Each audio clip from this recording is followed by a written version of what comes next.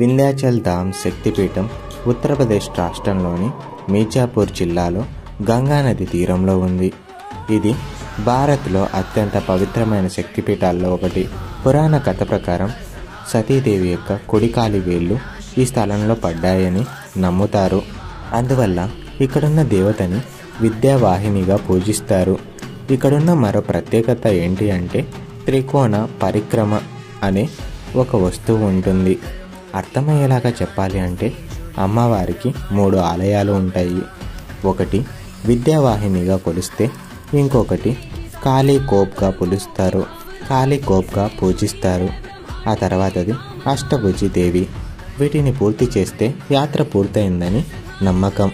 ఒకప్పుడు కొండల మధ్య ప్రాచీన దేవతా రూపాలు ఉన్న ఈ ఆలయం ప్రదేశంలో మహిషాసులతో యుద్ధం జరిగిందని, రామాయణ కాలంలో రాముడు, సీత, లక్ష్మణుడు ఇక్కడికి వచ్చి పూజించారని స్థల పురాణాలు చెబుతున్నాయి.